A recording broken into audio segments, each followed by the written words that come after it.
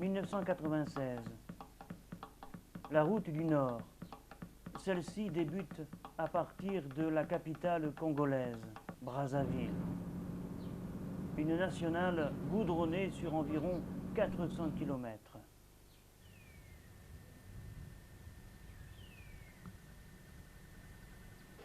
Le véhicule est chargé à bloc. Le plus important, les bidons de gasoil. La savane n'offre aucune sortie de secours quand il y a une panne de carburant. L'église mais pourquoi elle est là?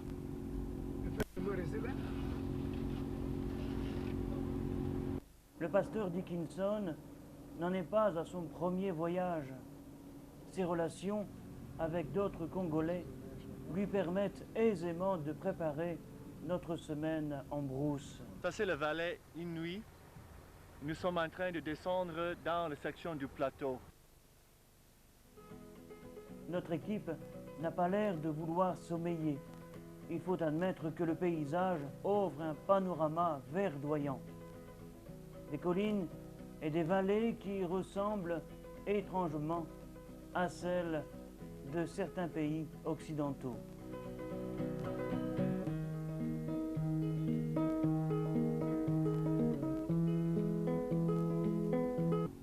Attention, travaux. Un entretien constant quand les hommes et les finances sont disponibles. Les moyens sont précaires et le travail est lent.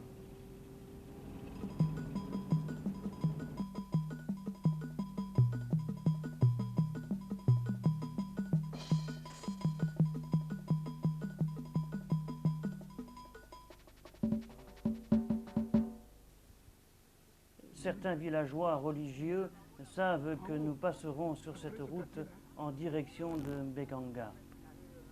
Ils nous interpellent concernant notre visite tout en faisant connaître leurs besoins.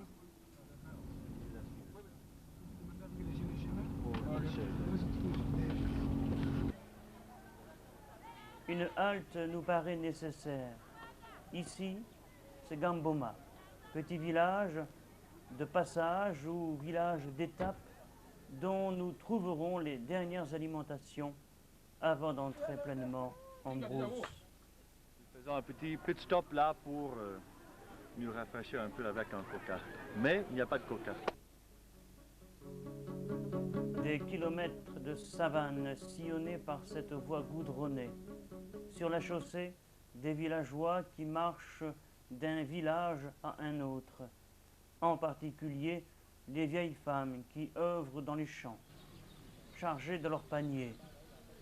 Le visage endurci à cause de leur labeur journalier, elles ne prêtent aucun sourire.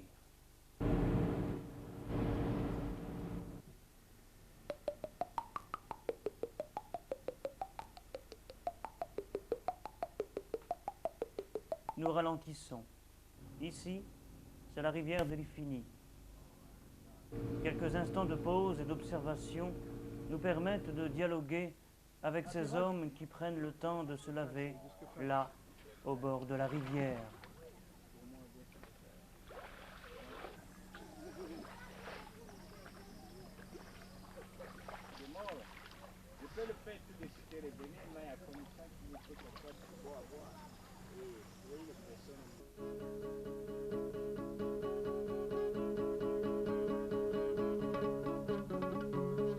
La journée se termine, Mbekanga ouvre ses portes. Les gens du village attendaient notre venue avec enthousiasme, en particulier ceux qui sont engagés dans la foi et l'étude de la Bible. Mais alors les enfants, ça va?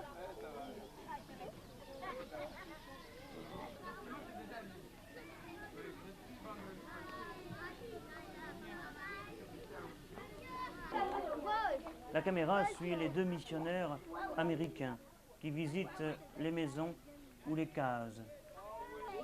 La vie active du village n'en est pas pour autant perturbée. Les pasteurs Dickinson et Reed n'en sont pas à leur première visite dans ce village. Il est facile pour un Africain de se rappeler les moindres détails de la dernière rencontre avec les Blancs.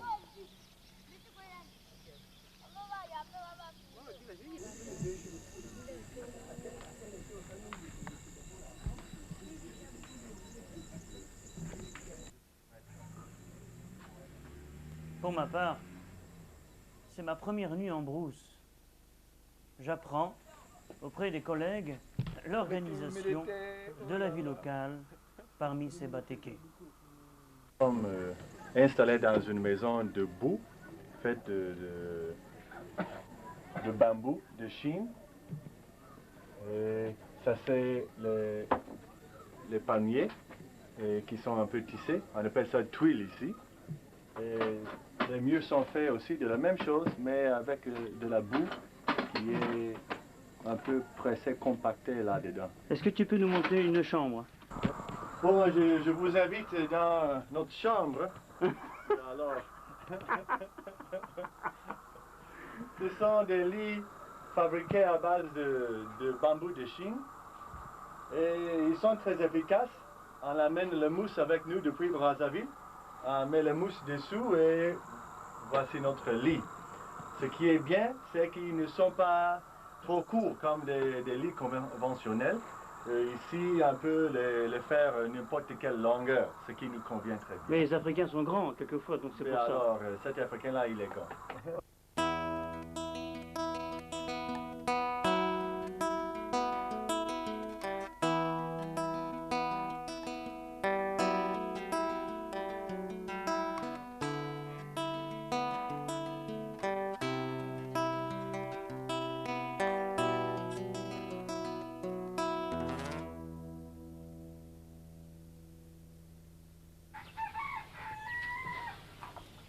Une première nuit agréable mais étouffante. Le petit déjeuner copieux organisé par nos deux missionnaires est le bienvenu. Concernant les toilettes, les anciens du village n'ont pas hésité à confectionner une douche de fortune. Et alors? Rubber ducky, I love you.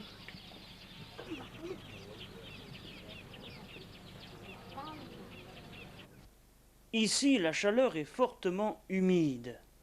Gary et Edgar se sont organisés. Ils ont emporté une petite plaque solaire afin d'alimenter quelques petits ventilateurs de fortune. Bon alors, nous avons une plaque solaire que nous avons pu acheter au Kenya. Comme nous sommes dans la saison sèche ici, il y a un soleil très fort et ça nous permet d'attraper les rayons solaires. Ça passe à travers les fils bien sûr et nous rechargeons la batterie avec. Alors, cette plaque solaire est capable de nous donner un ventilateur assez fort pendant la nuit. 2 ventilateurs actuellement. Et vraiment, ça devient une chose très importante. Il suffit tout simplement de le laver de temps en temps pour que le verre soit bien clair, transparent. En tout cas, ça marche très bien. Nous le déposons même par terre et ça attrape des rayons solaires.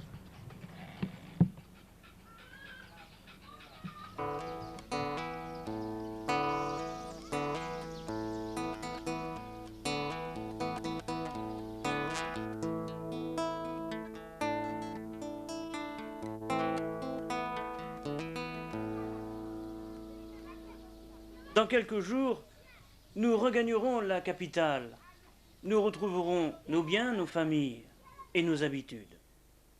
Qu'en est-il sur le plan des ressources? Un village isolé. Il est difficile d'avoir quoi que ce soit dans cette région. Seuls, les taxis brousses font la navette entre Brazza jusque Oyo. Qui n'a pas beaucoup d'embauches. Effectivement, il n'y a pas une seule usine.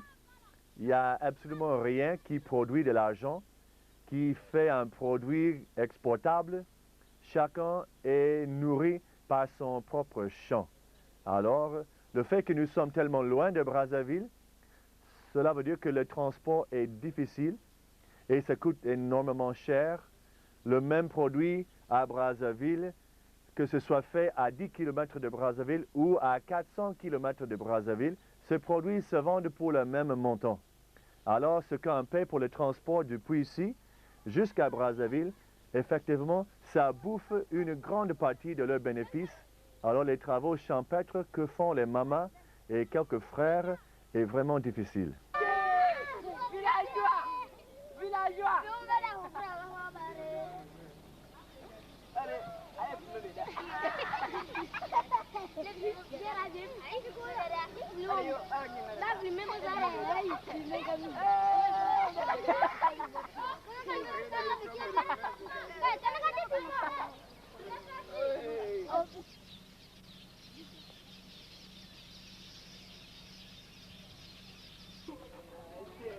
Nous appelons ça le bled de Sakasaka. Les Sakasaka sont en lingala. En français, c'est le bled. C'est bon pour manger. Moi qui aime bon mon cola.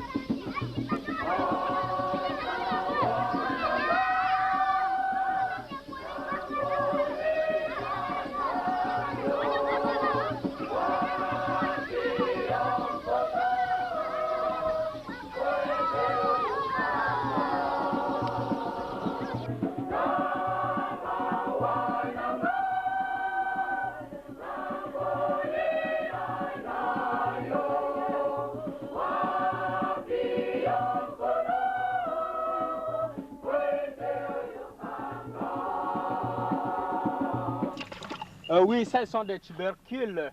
Ça, c'est notre mère qui est en train de faire les tubercules. Pour faire les tubercules, avant de faire le manioc, il faut qu'on met ça d'abord ici. Et ça va faire au moins 3 jours ou 4 jours. Dans l'eau, ici, dedans, on met l'eau avec les tubercules. Là, nous sommes dans notre... là où on fait le manioc traditionnel. Et ça sont des étagères. Et le foufou, on fait le manioc. Nous, on vit grâce de ça. La caméra a l'air de les impressionner quelque part. Le fait de voir un blanc parmi eux pendant ce séjour, eh bien, leur donne un peu de valeur. Sans doute, ils ne font rien de la journée, mais cette fois, ils montrent ce qu'ils savent faire. Le fait de frapper sur un arbre avec une hache, de faire quelque chose, eh bien, leur donne de l'importance. Ça là, on appelle chez nous Njinji. Souvent, les gens, tantôt ça fait sortir le col ici, il y a des cols ici. Et dans le temps, on trouvait du col, on traverse ce petit bois, on prend ça, on fait piler, et on trouve il y a un petit col ici. Donc c'est bon ça c'est bon. Et malheureusement, nous, chez nous, on n'a pas beaucoup de matière à transformer ça.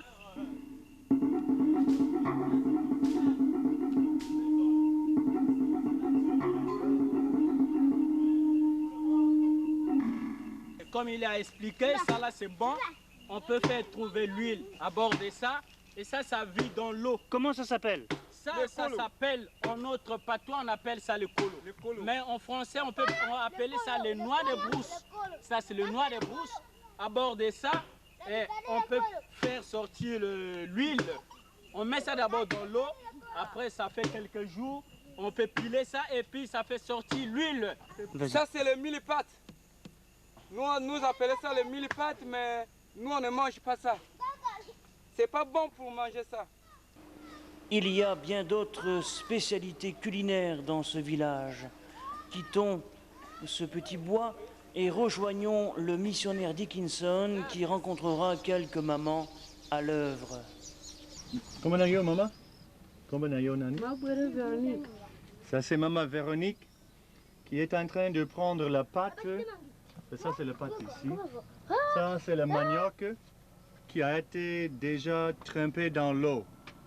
Alors, il y a des fibres dedans, il y a des petites boules dedans. Et au fur et à mesure, elle va écraser dans ce petit bassin de bois. Elle va purifier un peu le manioc en enlevant toutes les petites boules.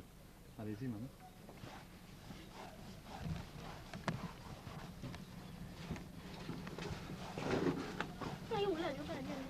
Après qu'elle termine, elle met ça ici à côté. Elle va emballer ça dans des feuilles. Et on va faire bouillir. Et c'est ça qui devient ce qu'on appelle le kwanga. Manioc, non. Manioc, c'est la base. On appelle ça chikwang ou kwanga. Kwanga. Kwanga. Mongwele. Mongolais aussi kwanga. Kwanga. Kwanga aussi. Kwanga aussi. On met ça dans des feuilles, Oui. on fait bouillir ça dans l'eau. Tu as les feuilles? C'est ça les feuilles. On raconte dans le village que ce poisson de rivière, le lamproie, grimpe aux arbres et mange les noix de palme. Une histoire. Cependant, le missionnaire Dickinson a retrouvé des noix de palme dans le ventre de ce poisson. Regardons ces images. Tu vois tout ce qui est là, ça c'est les entrailles du poisson. Les boules qui sont dedans, c'est les noix de palme. C'est la même chose qu'on utilise pour faire le mwambe, qui est une sauce traditionnelle africaine. Ça c'est une noix de palme. Il y a une écorce là qui est pleine de jus. Un jus qui est jaune. Quand c'est bouilli, ça donne l'huile de palme. Et ça donne aussi une sauce que nous appelons le mwambe. Et ce poisson-là, il en mange aussi. Et tu vois que ses entrailles sont pleines de noix de palme. Il y a bien des choses à découvrir dans ce village. Tout comme cet homme, l'ancien, le vieux, qu'importe l'appellation, nul ne sait l'âge qu'il a. Il est là, il est présent et son autorité est reconnue. Bon, nous sommes aujourd'hui avec Papa Ngondoni, qui est le vieux du village. Il est ici depuis on ne sait pas combien d'années. Quand j'ai posé la question, on m'a dit « Ah, on ne sait pas, peut-être 90 ans, peut-être 100 ans, on ne sait même pas ». Il est le plus vieux du village et ça c'est sa maison. Et il ne travaille plus, il se repose. Il a avec lui le queue d'éléphant. Et ça c'est le... Vous voyez bien qu'il y a même des os qui pénètrent là. C'est le vrai queue d'éléphant qui était ici au Congo. Et il a depuis longtemps qui a été ici depuis le commencement de ce village. Un village qui a son organisation, ses lois et ses mœurs. Ici, il y a deux sentiers qui mènent à la rivière. Chaque soir, les hommes d'un côté et les femmes de l'autre, rejoignent leur bout de rivière, chacun de leur côté, pour y faire la toilette.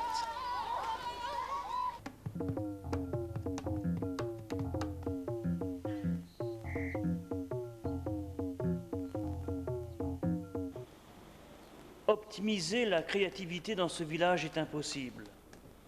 Quelques-uns se mettent à l'ouvrage. Hommes ou femmes, il y a des idées. La confection artisanale est à l'ordre du jour. Des paniers, des nasses, toutes sortes de choses qui peuvent être exportées, mais qui malheureusement ne rapportent pas grand-chose pour ceux qui les confectionnent. Bon, nous sommes encore avec M. Ibarra Mathias, qui est fabricant des paniers. Papa, qu'est-ce que vous faites là? Comment vous faites le panier? Moi? Ah. Et ils sont quelques vieux de village aussi. Et ils font des paniers, on met des choses dedans, on les exporte sur Brazzaville. Papa, comment est-ce Nani? Ondongo David. Ça c'est le frère Ondongo David. Lui aussi, fabricant de paniers. Et vous voyez le panier à 2 étages là qu'il est en train de faire. Il y a l'intérieur et l'extérieur.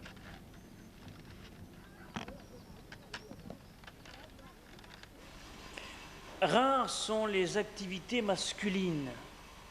Les femmes ont un grand rôle, en particulier ou en général dans le Congo.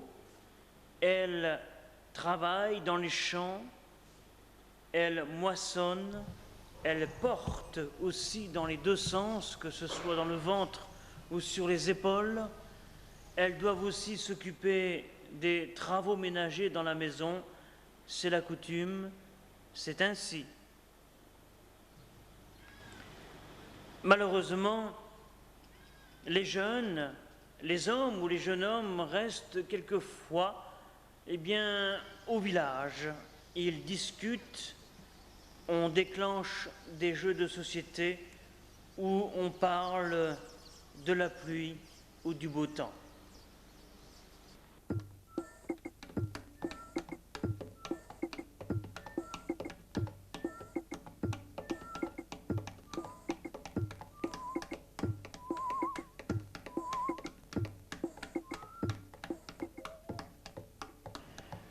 Les enfants ont leur place dans le village. Aucun d'eux ne reste oisif. D'ailleurs, c'est en groupe qu'ils organisent leurs activités. Ils suivent le mouvement des plus grands. À quelques kilomètres de là, c'est le village d'Ozio. Edgar Reed y dépose de la littérature religieuse dans le cadre de l'implantation d'une église. Encore une fois, ce sont les enfants qui font pression autour du missionnaire avec des cris et des regards curieux.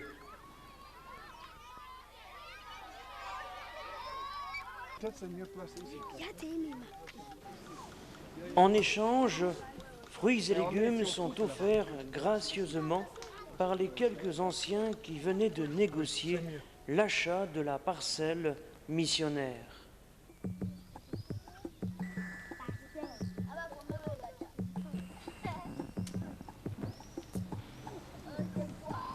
Il n'y a pas que les besoins matériels dans le village de Bekanga. Notre présence consistait aussi à réunir tous ceux qui ont mis leur confiance en la personne de Jésus-Christ. Bon nombre d'étudiants de la Bible se sont retrouvés autour de ce tabernacle portatif afin d'y recevoir les différents enseignements bibliques. Tableaux, papiers et crayons sont au rendez-vous. Les Saintes Écritures sont fortement considérées dans ce village, même si quelques grains de mysticisme apparaissent à l'horizon. D'ailleurs, d'autres croyants venus de par les 4 coins de la région des plateaux prennent place sur le banc des étudiants. Et nous sommes en train d'enseigner, former si vous voulez, les serviteurs qui sont déjà dans des églises. Mboshi, qui est l'ethnie de ce village et de cette région, peuvent aussi prier le Seigneur.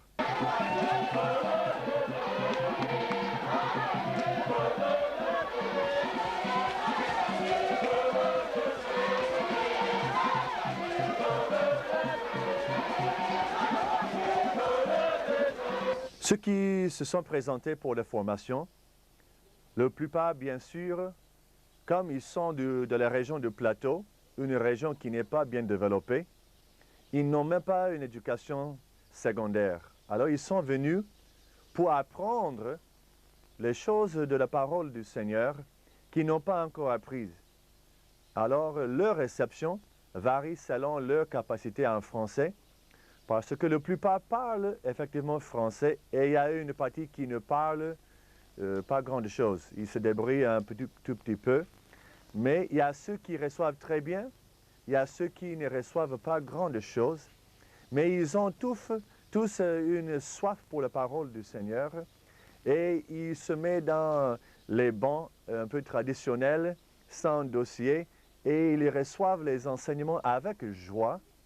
Et notre grande tâche est de mettre les enseignements à un niveau entre les grands et les petits, entre ceux qui sont intellectuels et ceux qui sont vraiment les paysans. En fait, j'ai connu le Seigneur, c'était en 88, précisément à l'université. C'était un ami étudiant qui m'avait partagé la foi qu'il avait en Jésus-Christ. En fait, au départ, je n'ai pas cru. Parce que j'étais de ceux-là qui ne croyaient pas que Dieu vraiment existait. J'étais de ceux-là qui niaient l'existence de Dieu. Mais au fur et à mesure qu'il me fréquentait, je trouvais que c'était une personne sérieuse. Et puis petit à petit, j'ai commencé à le suivre. Et puis un jour, j'ai décidé de fréquenter son église. Et voilà comment tout est parti.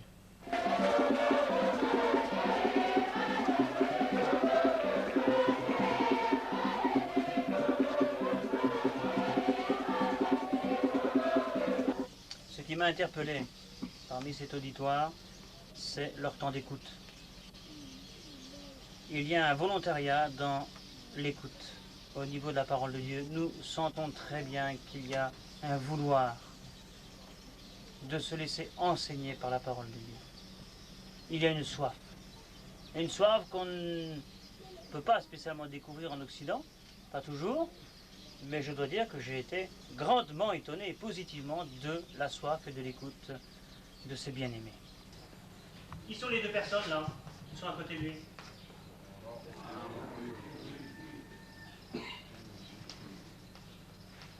Alléluia, tu viens de me poser la question. C'est toi qui m'as posé la question.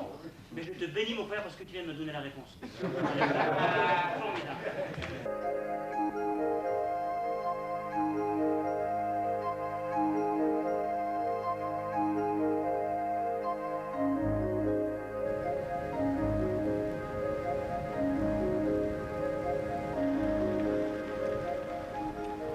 Être sur le terrain missionnaire, c'est aussi observer ce que font les autres. Il faut prendre du temps, il faut regarder.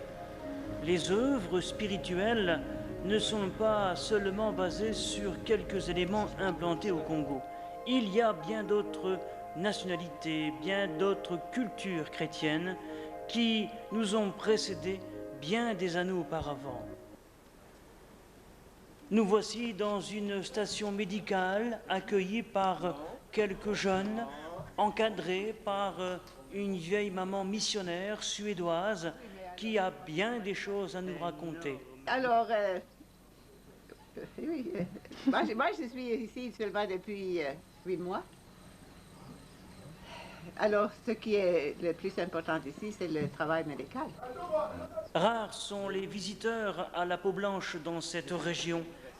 Il est bon de s'apprécier les uns les autres dans la communion fraternelle et d'échanger les bonnes choses.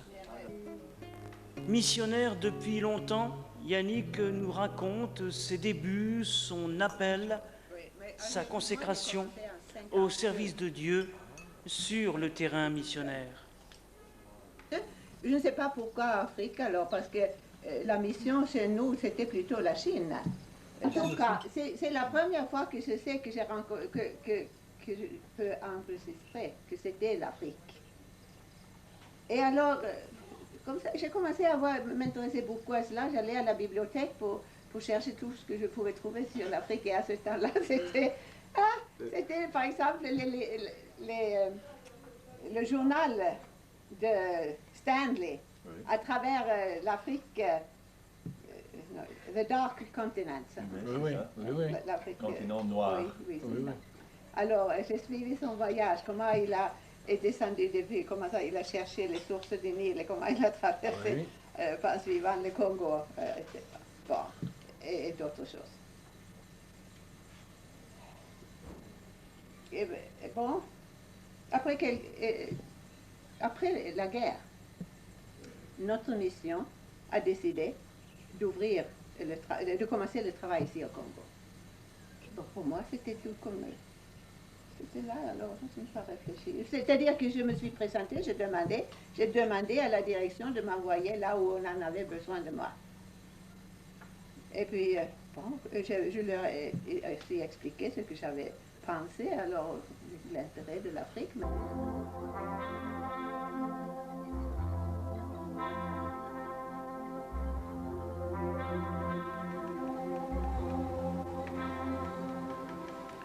L'intérêt de l'Afrique, une Afrique qu'il faut connaître, bien sûr. Yannick a terminé sa course en tant que missionnaire, bien avant qu'elle ne fût sur le terrain. Ses prédécesseurs ont fait un grand travail. Et puis, maintenant, la voici partant un peu à l'horizon. Ce sont les autres.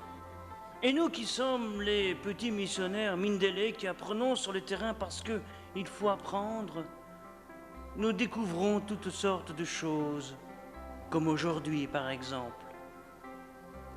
Nous voici sur le chemin du retour vers notre village Bekanga. C'est la fin de la journée. Et en cet instant, seule la lune présente sa face. Elle éclaire cette nation. Il y a tant à découvrir. L'Afrique